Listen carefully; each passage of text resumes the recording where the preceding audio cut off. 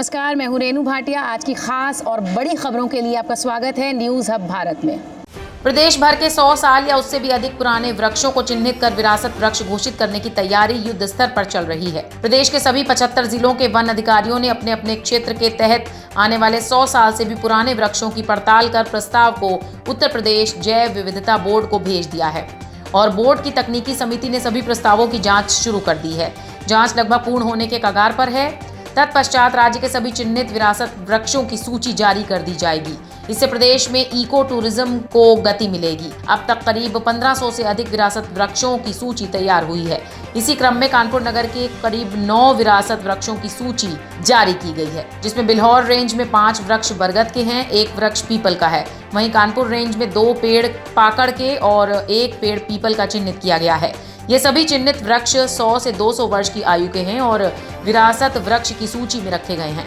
इस विषय पर सामाजिक वानिकी विभाग कानपुर के डीएफओ कानपुर अरविंद यादव ने न्यूज़ हब भारत के संवाददाता से हुई विशेष वार्ता में बताया कि सरकार की प्राथमिकता ये है कि जो भी हमारे ऐतिहासिक, पौराणिक और धार्मिक घटनाओं से जुड़े हुए वृक्ष हैं, जिनकी पूजा पाठ होती है या बायोडायवर्सिटी से जुड़े हुए हैं, उनके संवर्धन के लिए सरकार की योजना बनाई गई है और इसी के तहत इनका संरक्षण किया जाएगा। अरविंद यादव ने बताया कि विरासत वृक्षों के चयन, अप्रूवल और संरक्षण में जैव विविधता बोर्ड की मुख्य भूमिका है। ग्राम स्तर पर जितने स्थानीय निकाय हैं, ग्राम स्तर के सभी स्थानीय निकाय में ग्राम जैविक विविधता समिति का गठन किया गया है और इनके द्वारा विरासत वृक्षों की सूची बनाकर बोर्ड से अप्रूवल लिया गया है और इनके संवर्धन का कार्य स्थानीय निकायों के द्वारा किया जाएगा। आपको बताते चलें कि उत्तर प्रदेश वृक्ष संरक्षण अधिनियम 1976 की धारा 21 एवं 23 के तहत ऐसे वृक्षों की प्रजातियां जिनका काटना अपराध की श्रेणी में आता है उनमें से आम, नीम, साल, महुआ, बीजासाल, पीपल, बरगद, गूलर, पाकड़, अर्जन, पलाश, बेल, चिरौंजी, खिरनी, कैथा, इमली, जामुन, असना, कुसुम, रीठा, भिलावा, तून, सलई, हल्दू, बाकली, करघई, घो, खैर, शीशम एवं सागौन के वृक्षों को रखा गया है।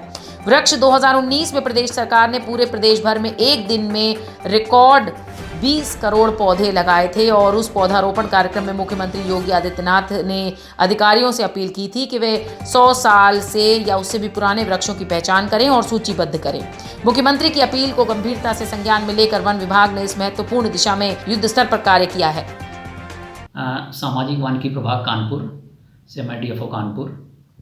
सर, जैसा कि अभी प्रदेश सरकार के द्वारा जो 100 वर्षों से पूर्व वृक्षों की कैटेगरीज हैं सर, उसमें ऐसा विरासत वृक्ष घोषित करने की जो तैयारी चल रही है सर, उस क्रम में सर हम जानना चाहेंगे सर कि अपने सर्किल में सर क्या क्या इसके ऊपर इम्प्लीमेंटेशन हो रहे हैं सर।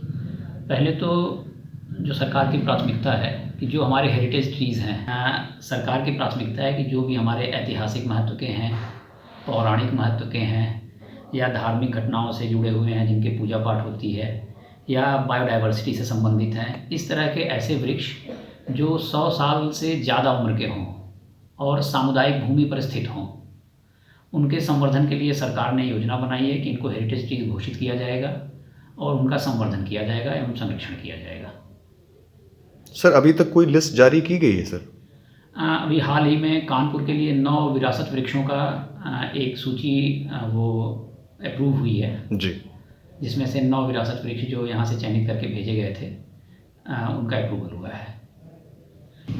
विरासत वृक्षों के चयन एवं अप्रूवल एवं उनके संरक्षण में जो हमारा जैव विविधता बोर्ड है, बायोडायवर्सिटी बोर्ड उत्तर प्रदेश का, उसके द्वारा ही मुख्य भूमिका अदा की जा रही है। ग्राम स्तर पर जितने स्थानीय निकाय हैं, हमारी ग्राम पंचायतें हैं, उसमें ग्राम जैव विविधता समितियों का गठन किया गया है। बायोडायवर्सिटी एक्ट 2002 के अंतर्गत ग्राम में ग्राम जैव विविधता समितियों का गठन है, जिसके पदेन अध्यक्ष वहाँ के प्रधान होते हैं और जो ग्राम विकास अधिकारी हैं उसके सदस्य सचिव हैं और इसमें ग्राम सभा के अन्य लोग इसमें मेंबर्स रहते हैं। तो इन विरासत वृक्षों का जो चयन था ये उसी जैव विविधता समिति के माध्यम से वीडियो के थ्रू, डीपीआरओ साहब के थ्रू वो आया हमारे पास, वो सूची चयनित करके बना के इसके बाद यहाँ से जैव विविधता बोर्ड भेजी गई है, वहाँ से उसका अप्रूवल हुआ है। अब इनके संवर्धन का कार्य जो स्थानीय निकाय हैं, ग्राम सभाएं हैं, उनके द्वारा किया जाएगा। इसमें जैव विविधता बोर्ड, वन विभाग, एनबीआरआई या अन्य कोई विशेषज्ञ संस्थान जिनसे मदद लेनी होगी या हमें चाहिए होगी तो उनसे मदद ली जाएगी इसके संवर्धन के लिए कार्य करने में। निशांत पाठक की खास रिपोर्ट, न्यूज़ हब भारत।